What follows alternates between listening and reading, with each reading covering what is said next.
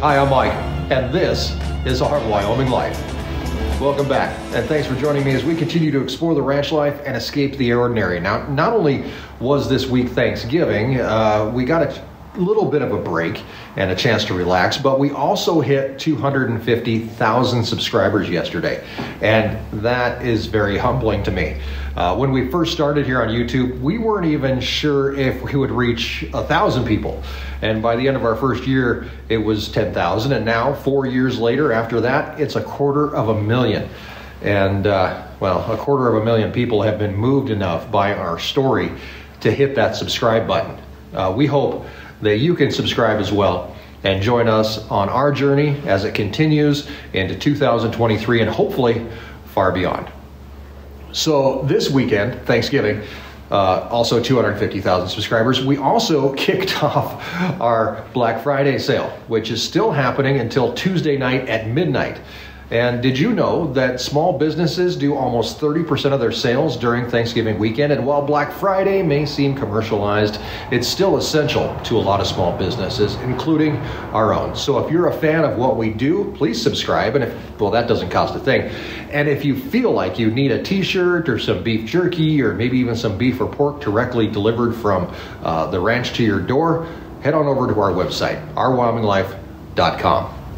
To celebrate this weekend, I decided to make a video that's been long anticipated and often requested. It's about one cow. A cow that you've seen in the pasture alongside us many times, although his purpose on the ranch sometimes confuses people. His name is Cracker Jack, and over the past 12 years, he's been here with me learning his job right alongside as I learn mine.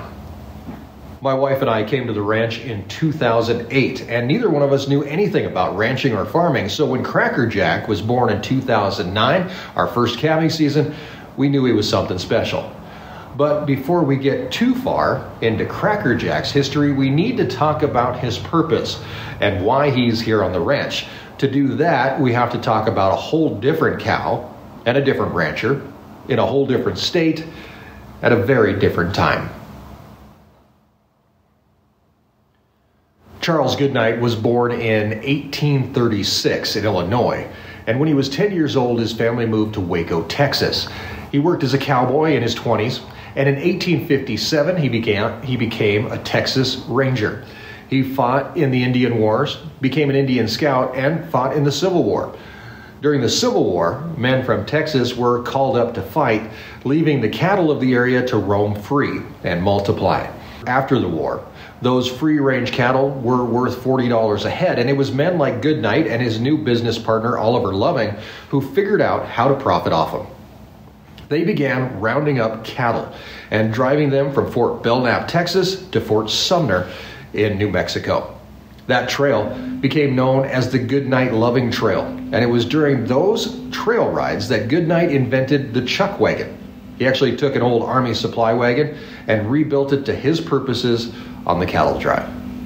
His partner, Loving, was killed by a Comanche war party in 1867, but Goodnight kept going and continued to organize cattle drives all on his own, eventually joining up with John Chisholm and blazing the trail from New Mexico to Colorado and eventually into Wyoming.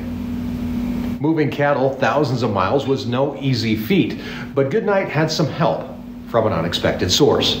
Thus begins the legend of Old Blue. Goodnight bought Old Blue as a 4-year-old steer, one of 5,000 that he purchased to take from Palo Duro Canyon in Texas to Dodge City, Kansas.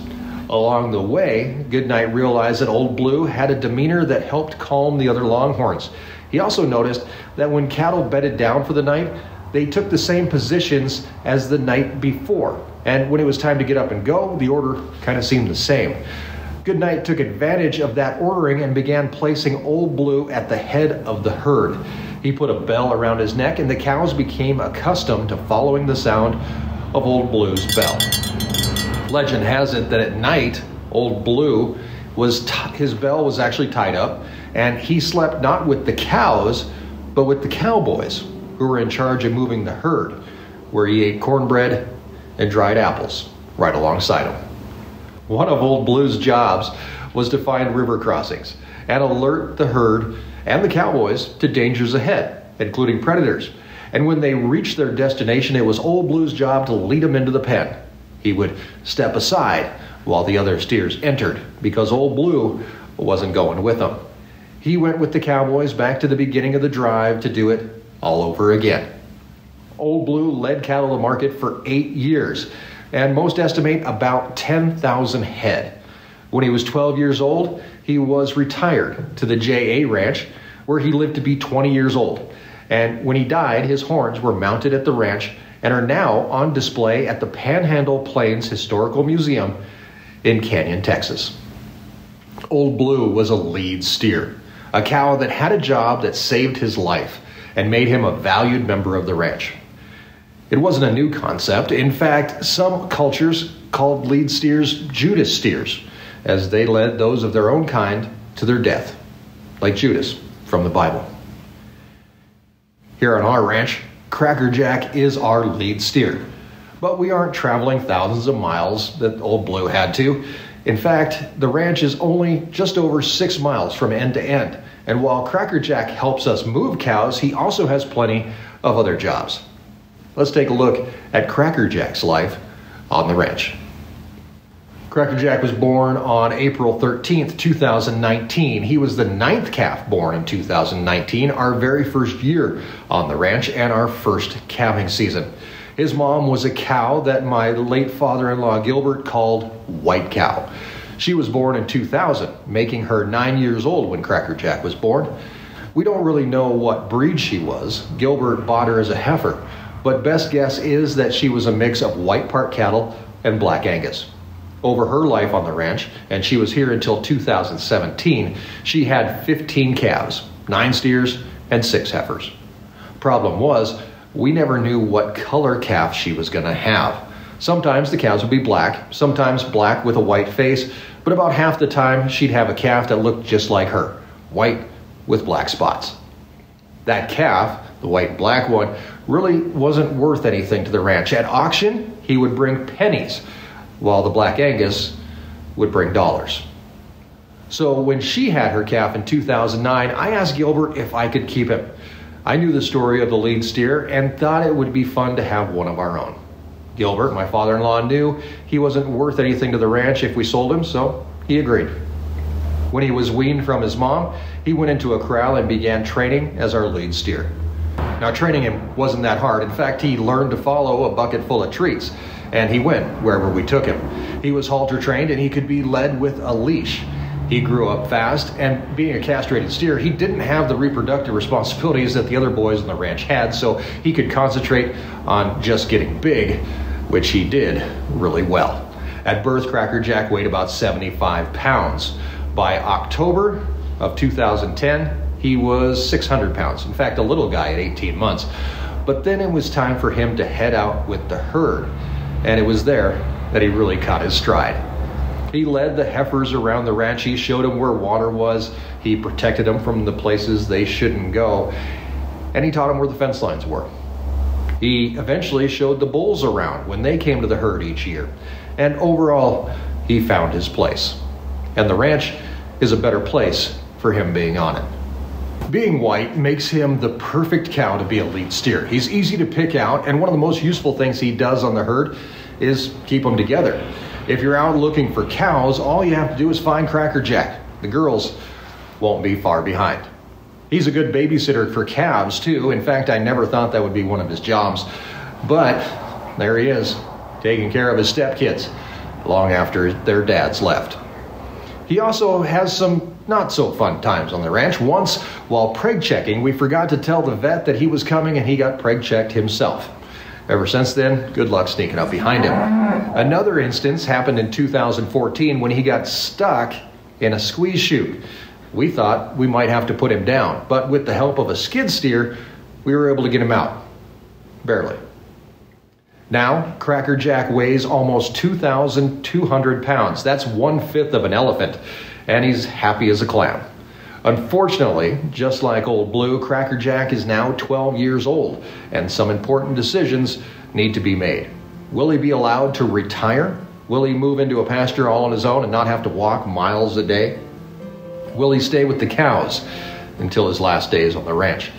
And most importantly, what becomes of his body when he's gone?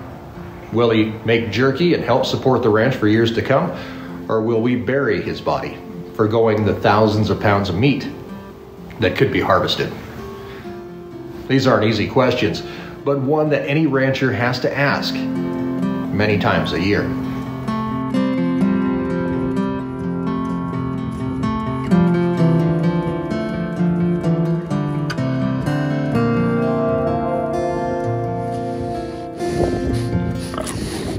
So for right now, I'm just going to enjoy Cracker Jack being here on the ranch and being my buddy.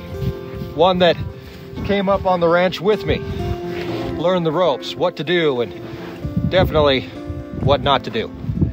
And just like Old Blue, I hope we can both give back to the ranch long after we're gone. I hope that you have enjoyed learning a little bit about our most valued members of the ranch. I've always said that the cows, they're like my coworkers, and it's thanks to Cracker Jack that some days are surely better than others. Also, I'd like you to take a minute and thank yourself for the success that Our Wyoming Life has seen, both online and in person. You're a huge part of everything we do, and like Cracker Jack, you make me proud to go to work each and every day. 250,000 subscribers is a big deal, but for me, it's all about one person, and that's you, the viewer and the consumer, knowing where your food comes from and the families behind it. And if you made it this far and you haven't subscribed, just hit the button. I know you want to. I'll see you next time. Until then, have a great week, and thanks for being a part of Our Wyoming Life.